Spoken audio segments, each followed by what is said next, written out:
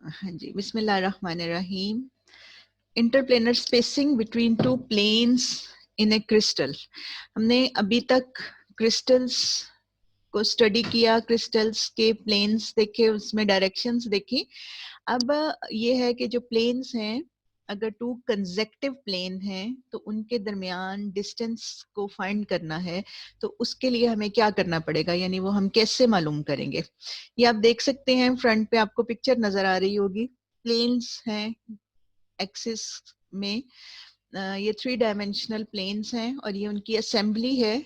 अब इनमें से दो प्लेन के दरमियान डिस्टेंस क्या है, ये हमें आज के टॉपिक में फाइंड करना है। इसको फाइंड करने के लिए हम क्या कंसीडर करते हैं, सबसे पहला पॉइंट हमारा ये है कि consider 3 mutually perpendicular coordinate axis. हमें 3 परपेंडिकुलर कोऑर्डिनेट एक्सिस जो हैं वो कंसीडर करने पड़ेंगे। हम इसमें सिंपलेस्ट केस ले लेते हैं सबसे पहले, कि जिसमें एक्सिस जो हैं वो परपेंडिकुलर हैं। उसके बाद है next point, assume a plane HKL parallel to the plane passing through the origin. अब हम यहाँ पे इन दिस सिचुएशन हम ये कंसिडर कर रहे हैं कि हमने एक प्लेन HKL उसके मिलर इंडिसेस हैं, तो HKL एक प्लेन ले लिया और वो उस प्लेन के पैरेलल है जो ओरिजिन में से पास कर रहा है। यानी आप इसको इमेजिन करें थोड़ा सा कि हम एक प्लेन वो ले रहे हैं कि जो ओरिजिन में से पास कर रहा है और दूसरा प्लेन उस प्लेन के पैरेलल है जो ओरिजिन में से पास कर रहा है। The HKL plane is making intercepts A by H, B by K and C by L on the 3 axes at A, B and C respectively. अगर आपके पास कोई प्लेन HKL होता है तो उस प्लेन की इंटरसेप्ट्स होती हैं। आपको पता है ना, तीनों एक्सिस पे वो प्लेन कट करता है। अगर H उसका मिलर इंडेक्स है, H मिलर इंडेक्स है, तो फिर इंटरसेप्ट क्या होती है, उसकी रेसिप्रोकल और साथ में यूनिट ट्रांसलेशन। तो इस तरह से इंटरसेप्ट क्या बन गई, A ओवर H। इसी तरह नेक्स्ट इंटरसेप्ट बन गई B ओवर K। K हो गया मिलर इंडेक्स, B हो गई यूनिट ट्रांसलेशन, K जो है वो मिलर इंडेक्स है और इसका रेसिप्रोकल क्या हो जाएगा 1/k और मल्टीप्लाई कर देंगे यूनिट ट्रांसलेशन के साथ B ओवर K, तो इंटरसेप्ट बन गई। इसी तरह C ओवर L। तो ये 3 डिफरेंट पॉइंट्स पे ये इंटरसेप्ट्स कट कर रही हैं प्लेन की। पहली वाली इंटरसेप्ट जहां पे कट कर रही है उसको A, फिर दूसरी वाली पॉइंट को हम कहेंगे B एंड तीसरे वाले पॉइंट को हम कहेंगे C। Let OP is equals to D। अब हम एक लाइन OP जो है वो उसमें बनाएंगे और उस लाइन की जो लेंथ है वो D कहलाती है और D को हम यहाँ पे कहेंगे इंटरप्लेनर स्पेसिंग, यानी दो प्लेन्स के दरमियान जितना डिस्टेंस है उसको हम स्मॉल d से डिनोट करेंगे। और इस जगह पे हम ओरिजिन से एक लाइन खींचेंगे और वो प्लेन, जिस प्लेन की बात हम कर रहे हैं उस प्लेन तक जाएगी। Be the normal to the plane and it is drawn from the origin. The line OP is making angles. अब जो OP लाइन आपने बनाई है वो एंगल बना रही है alpha, beta and gamma with the 3 axis respectively. Therefore, OA is equals to A by H, OB is equals to B by K and OC is equals to C by L. इसको detail में हम देखते हैं figure से। अच्छा, ये दो figure हैं। यहाँ पे देखें, यहाँ पे आपको एक क्यूब नजर आ रहा होगा। इस क्यूब में ये एक प्लेन बना हुआ है। ये प्लेन कट कर रहा है एक्स एक्सिस को यहाँ पे, इस पॉइंट पे कट कर रहा है। तो इसकी ये इंटरसेप्ट यहाँ से, यानी इंटरसेप्ट का मतलब यहाँ से लेकर यहाँ तक का फासला वो कितना है, A over H। H Miller index हो गया और A ओवर H हो गया इंटरसेप्ट। इसी तरह ये प्लेन जो है इस पॉइंट पे कट कर रहा है, B ओवर K इंटरसेप्ट है और इस पॉइंट पे अगर कट कर रहा है तो C ओवर L इसकी इंटरसेप्ट है। अगर हम इसी प्लेन को हम वैसे देखें, एक्सिस को अगर हम इस तरह से बना के देखें तो आप ये देख सकते हैं कि आपने इसमें एक लाइन OP ड्रॉ की है जो ओरिजिन से स्टार्ट हो रही है और ये लाइन इस पॉइंट तक जा रही है। ये OP लाइन जो है ये आपने ड्रॉ की है, ये समझें कि जो प्लेन यहाँ से पास कर रहा होगा, जो प्लेन ओरिजिन में से पास कर रहा है, सपोज इस तरह से एक प्लेन है, ऐसे एक आर्बिट्रेरी सा प्लेन आप ड्रॉ कर लें। तो ये जो प्लेन है, इस प्लेन, ये ओरिजिन का प्लेन है, और ये जो ऊपर इसके प्लेन है, ये इस प्लेन के पैरेलल है। तो ये जो लाइन O से लेकर P तक है, ये नीचे वाले प्लेन को ऊपर वाले प्लेन के साथ मिला रही है, और ऊपर वाला प्लेन और नीचे वाला प्लेन के दरमियान जो डिस्टेंस है वो D है, और ये हमें कैलकुलेट करना है। इसको और ज्यादा प्रॉपरली देखें। अब यहाँ से इस फिगर में देखें अगर आप, तो यहाँ पे आपको नजर आ रहा होगा, हम सबसे पहले इसमें ले रहे हैं, ये देखिए, ये हो गई आपकी लाइन ओपी, ये लाइन आपकी हो गई ओ पी, ठीक है, और ये हो गई लाइन आपकी ए पी, ये ए पी लाइन हो गई, और इसमें ये ओ ए इसकी एक लाइन ये होगी। यानी अब इस वक्त आपने ये कंसिडर करनी है triangle O P A, O P A triangle हमने कंसिडर करनी है। इसमें हमें जो साइड, अगर आप इसको, इस ट्राइंगल को गौर से देखें, तो इसमें एक एंगल जो है वो बन रहा है ये वाला, ये अगर आप इस एंगल को गौर से देखें, तो ये एंगल जो है ये कितने डिग्री का है, ये 90 डिग्री का है। ये एंगल जो है आपका 90 डिग्री का है, यानी ये O P line A P line के क्या है, परपेंडिकुलर है। अगर ये परपेंडिकुलर है तो, और एंगल, ये ओ पी लाइन जो एक्स एक्सिस के साथ एंगल बना रही है, ये एंगल आपका है अल्फा, ठीक हो गया। ये एंगल अल्फा है, वो 90 है, तो ये वाली आपकी ओ पी आपकी बेस होगी, base is the O P, और इसमें परपेंडिकुलर कौन सी होगी, ए पी, और हाइपोटेन्यूज कौन सा होगा, ओ ए। तो अगर आप कॉस अल्फा की वैल्यू लिखना चाहेंगे तो आप ऐसे लिखेंगे, cos alpha equals to O P over O A, यानी बेस ओवर हाइपोटेन्यूज। अब ओ पी को आपने क्या कहा है, डी डिवाइडेड बाय ओ ए, क्या है, ओ ए है इंटरसेप्ट का डिस्टेंस, जितनी जहां पे इंटरसेप्ट है वहां से लेकर ओरिजिन तक का डिस्टेंस, यानी जो एक्स इंटरसेप्ट है वो ओ ए है। तो वो आपने पीछे ही कहा कि ओ ए इक्वल है ए ओवर एच के, एक्स इंटरसेप्ट कितनी है, ए ओवर एच के इक्वल। तो कॉस अल्फा आपके पास हो गया D over A over H. इसी तरह सेम इसी तरह आपका कॉस बीटा आएगा, वो आ जाएगा डी ओवर बी ओवर के, कॉस गैमा आएगा D over C over L. ये सब, ये फिगर जो कि 3 डायमेंशन में होती है, मैंने आपको एक एक्स एक्सिस के साथ जो लेके बता दी है, बाकी सब के साथ भी ओपी जो है वो उसी तरह से एंगल्स बना रही है, और वो एंगल्स के कोसाइंस इस तरह से आ जाएंगे। अब आपने नेक्स्ट जो कॉन्सेप्ट यूज करना है, दैट इज डायरेक्शन कोसाइंस। आपको पता है कि cos square alpha plus cos square beta plus cos square gamma is always equals to 1। तो आप ये करें कि यहाँ पे वैल्यूज पुट कर दें, कॉस अल्फा की value D over A over H put कर दें, कॉस बीटा की डी ओवर बी ओवर के, कॉस गामा की value D over C over L, ये पुट कर दें। पुट करने के बाद चूंकि ये स्क्वायर्ड वैल्यूज हैं, तो इस सबके स्क्वायर आ जाएंगे, और आपके पास आ जाएगा D square over A over H, ये भी स्क्वायर में ही आना है। इसको यहाँ पे स्केयरिंग हम खुद कर लेते हैं, D square over A over H square. इसी तरह B, D square over B over K square, and D square over C over L का स्क्वायर, ठीक है। ये आपके सब स्केयरिंग आ गई। अब इसमें से डी स्केयर को आप कॉमन ले लें, और थोड़ी सी सिंप्लीफिकेशन करके डी की वैल्यू आपने फाइंड करनी है। तो डी की वैल्यू आपके पास आ रही है 1 by square root of H square over A square plus B K square over B square plus L square over C square.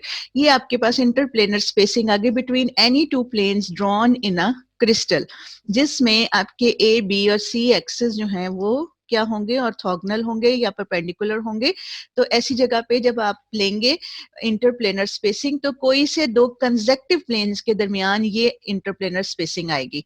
अब यहाँ पे देखिए आपके पास जनरल फॉर्मूला आपके पास आ गया, d is equal to 1 over square root of h square over a square plus k square और b square plus l square over c square. अगर आप एक टेट्रागोनल सिस्टम ले रहे हैं, आपको पता है कि टेट्रागोनल सिस्टम में a is equals to b is not equals to c, ये कंडीशन होती है।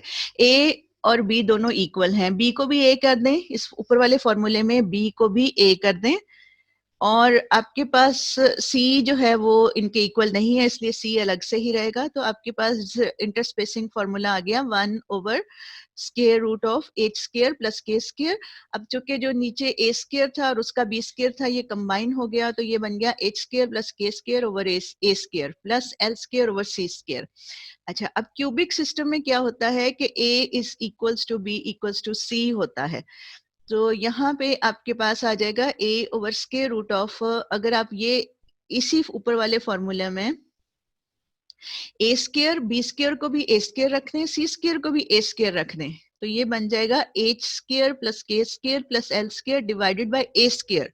ठीक है, और वो जो रूट में से वो बाहर आ गया एज a, और वो थर्ड डिनोमिनेटर है तो वो ऊपर चला जाएगा, यानी आपके पास interplanar spacing in a cubic crystal system आपके पास आ जाएगी a over square root of h square plus k square plus l square. ये आपके पास क्यूबिक सिस्टम की इंटरप्लेनर स्पेसिंग है। अब इससे रिलेटेड एग्जांपल हम कुछ डिस्कस करते हैं। एक एग्जांपल है the distance between two consecutive 1 1 1 planes in a cubic crystal. अच्छा, अब क्यूबिक क्रिस्टल की यहाँ पे बात हो रही है। क्यूबिक क्रिस्टल लिया मतलब आपने फॉर्मूला कौन सा लेना है, ये वाला, d is equals to a over square root of h square plus k square plus l square. तो ये आपने फॉर्मूला कंसीडर करना है। इसमें वो कह रहे हैं कि जो टू कंसेक्टिव प्लेन्स हैं इसमें और उनके दरमियान डिस्टेंस जो है 2 एंगस्ट्रॉम है, डिस्टेंस दिया हुआ, यानी इंटरप्लेनर स्पेसिंग d की वैल्यू गिवन है आपको। लेटिस पैरामीटर क्या होता है, ये लेटिस पैरामीटर्स होते हैं, ए बी एंड सी, इनको लेटिस पैरामीटर्स कहते हैं। ये हम बात पहले भी डिस्कस कर चुके हैं। तो क्यूब में चूंकि हर एक लेंथ जो है वो दूसरे के इक्वल होती है, तो इसलिए लेटिस पैरामीटर सिर्फ ए ही होता है। तो हमें ए फाइंड करना है इन क्यूबिक क्रिस्टल। तो यहाँ पे आप वैल्यूज पुट करेंगे और वैल्यूज पुट करने के बाद आपके पास आप देख सकते हैं कि ए आ रहा है आपके पास 3.46 एंगस्ट्रॉम, ए की वैल्यू ये आ गई। ठीक, और क्यूब में इंटरप्लेनर स्पेसिंग जनरल अगर आप देखें क्यूबिक, सिंपल क्यूबिक स्ट्रक्चर में जो दो प्लेन्स के दरमियान इंटरप्लेनर स्पेसिंग आ रही है वो कितनी आ रही है, a over square root of 3 आ रही है। अच्छा, नेक्स्ट एग्जांपल है in a tetragonal crystal. Tetragonal crystal में आपने अभी पीछे फॉर्मूला देखा, उसमें आप क्या फॉर्मूला लगाएंगे, 1 over square root of h square plus k square over a square plus l square over c square, ये लगाएंगे। और आप इसको ऐसे भी लिख सकते हैं कि -1/2, रूट की बजाय आप इसको -1/2 पावर में भी लिख सकते हैं। तो यहाँ पे टेट्रागोनल सिस्टम में वो कह रहे हैं कि लेटिस पैरामीटर जो है वो a b के इक्वल होता है और वो है 2.42, ए की वैल्यू यानी कि 2.42 एंगस्ट्रॉम है और सी की वैल्यू 1.74 एंगस्ट्रॉम है। To deduce the interplanar spacing between consecutive 101 planes, 101 direction में जो प्लेन्स हैं उनके आपने दो कंसेक्टिव प्लेन्स के दरमियान डिस्टेंस फाइंड करना है। तो अगर हम डी स्पेसिंग को क्यूब के अलावा, सिंपल क्यूबिक के अलावा लिखें तो हम ज्यादातर इस तरह से लिखते हैं, डी एच के एल लिख देते हैं साथ। और एच के एल जो है उसमें अब चूंकि प्लेन कौन सा था 101, तो हमने इसको लिख लिया डी 101, यानी इसमें प्लेन्स जो है वो 101 डायरेक्शन में इंटरप्लेनर स्पेसिंग जो है हर सेट की डिफरेंट होगी। तो इस डायरेक्शन में जो प्लेन्स के सेट हैं उनकी इंटरप्लेनर स्पेसिंग आप फाइंड करें और वो डायरेक्शन क्या है 101। तो आपने इसमें वैल्यूज पुट की और ये आ रही है इंटरप्लेनर स्पेसिंग इस डायरेक्शन में जो प्लेन्स हैं उनकी आ रही है 1.41 एंगस्ट्रॉम। ठीक है जी, ये दो एग्जांपल थी। अच्छा, अब एक और इम्पोर्टेंट बात जो हमारे पहले थोड़ी मिस हो गई थी वो ये है कि ये हमने प्लेन्स की बात की ना, तो जब हम डायरेक्शंस ड्रॉ करते हैं, जब हम किसी क्रिस्टल में डायरेक्शन ड्रॉ करते हैं, तो दो डिफरेंट डायरेक्शंस के दरमियान में अगर आपने एंगल फाइंड करना हो तो वो भी हमारे पास आ सकता है। अगर आपके पास सपोज एक डायरेक्शन है, उसके इंडिसेस हैं H1, K1, L1 और दूसरी डायरेक्शन B है, उसके इंडिसेस हैं H2, K2, L2 और उन दोनों के दरमियान अगर एंगल अल्फा है, तो हम इसको कैसे डिफाइन कर सकते हैं? इसको हम इस फॉर्मूले से डिफाइन कर सकते हैं। हम अपना डॉट प्रोडक्ट का कॉन्सेप्ट यहाँ पे यूज करेंगे। डॉट प्रोडक्ट का जो कॉन्सेप्ट है A dot B equals to mod of A mod of B cos of alpha, वो हम यहाँ पे यूज करेंगे। तो इस तरह से कॉज अल्फा की वैल्यू आ जाएगी A dot B divided by mod of A mod of B। यानी कि आप डायरेक्शन A का मॉड ले लेंगे तो वो क्या आएगा, square root of H1 square plus K1 square plus L1 square, और मॉड ऑफ B जब लेंगे तो वो क्या आएगा, square root of H2 square plus K2 square plus L2 square, और डॉट प्रोडक्ट उनका क्या होगा, H1 H2 plus K1 K2 plus L1 L2। तो ये उनका आपस में डॉट प्रोडक्ट होगा। तो एंगल आपको पता है कि ये फॉर्मूला आप डॉट प्रोडक्ट में दो वेक्टर्स के दरमियान जब एंगल फाइंड करते हैं तो आप ये फॉर्मूला यूज करते हैं, और ये आप उस जगह के लिए यूज करते हैं जहां पे मतलब ये फॉर्मूला आप उन डायरेक्शंस के लिए अप्लाई कर सकते हैं जहां पे आपके जो एक्सिस हैं, X Y and C axis हैं, वो ऑर्थोगोनल हो, यानी रेक्टेंगुलर कोऑर्डिनेट सिस्टम जहां पे यूज हो सकता हो, जिन क्रिस्टल्स में परपेंडिकुलर एक्सिस हो, वहां पे आप ये फॉर्मूला डायरेक्शंस के लिए यूज कर सकते हैं। अब जैसे नीचे एक क्वेश्चन दिया हुआ है, उसमें यही प्रूव करना है कि prove that cosine of the angle theta between two arbitrary directions in a cubic crystal is given by. यही फॉर्मूला जो ऊपर दिया हुआ है इसको आपने प्रूव करना है। तो प्रूव आप इसी तरह करेंगे, आप ये A डॉट बी का फॉर्मूला अप्लाई करेंगे और यहाँ पे आप इसको यूज करेंगे। अच्छा, नेक्स्ट इसका पार्ट है identify two crystalline directions in a cubic crystal system which are perpendicular to 1 0 0 direction. अच्छा, अब एक डायरेक्शन दी हुई है 1 0 0, ठीक है, और दूसरी डायरेक्शन जो इस डायरेक्शन के परपेंडिकुलर हो वो आपने फाइंड करनी है। अब आप देखेंगे, एक तो इसका आइडिया ये है कि आपके पास डायरेक्शन क्या है, 1 0 0। 1 0 0 डायरेक्शन किस तरफ को होगी, ये ऊपर क्यूब जो बना हुआ है इसमें 1 0 0 डायरेक्शन ये वाली होगी, अलोंग एक्स एक्सिस, ठीक है। तो जाहिर है इस डायरेक्शन के परपेंडिकुलर कौन कौन सी डायरेक्शन होगी, एक ये वाली होगी, ये कॉमन सा जनरल नॉलेज का क्वेश्चन है, ठीक है। इस डायरेक्शन को आप क्या कहते हैं, इस डायरेक्शन को आप कहते हैं 0 1 0, और दूसरी इसी के परपेंडिकुलर कौन सी होगी, ये Z डायरेक्शन जो है, इसको आप इस डायरेक्शन को क्या कहते हैं, 0 0 1 कहते हैं। तो ये दो डायरेक्शन इसके परपेंडिकुलर होंगी। इसके अलावा आपको प्रूफ करना है, प्रूफ भी कर सकते हैं, प्रूफ इन दोनों डायरेक्शंस के परपेंडिकुलर डायरेक्शन को प्रूव करने के लिए आप ये कर सकते हैं कि इन दोनों के दरमियान इसी तरह एंगल फाइंड करें, कोई सी दो डायरेक्शन के दरमियान एंगल फाइंड करें, जैसे 1 0 0 और 0 1 0 के दरमियान एंगल फाइंड करें, और अगर एंगल आपका 90 डिग्री आएगा तो दैट इट मींस कि वो दोनों एक दूसरे के परपेंडिकुलर हैं। तो फिर नीचे है identify two crystalline directions in a cubic crystal which are perpendicular to 1 1 1 direction. अब आप एक ऐसी डायरेक्शन ढूंढेंगे जो 1 1 1 डायरेक्शन के परपेंडिकुलर होगी। तो उसको ढूंढने के लिए आप क्या करेंगे, आप एंगल देखें, एक ऐसी डायरेक्शन फाइंड करें कि जिसके साथ डॉट प्रोडक्ट आपका लेने से 1 1 1 के साथ आपका जो एंगल आए वो 90 का आ जाए, तो आप ये कहेंगे कि वो डायरेक्शन इस डायरेक्शन के परपेंडिकुलर है। तो ये कुछ आज का हमारा लेक्चर था।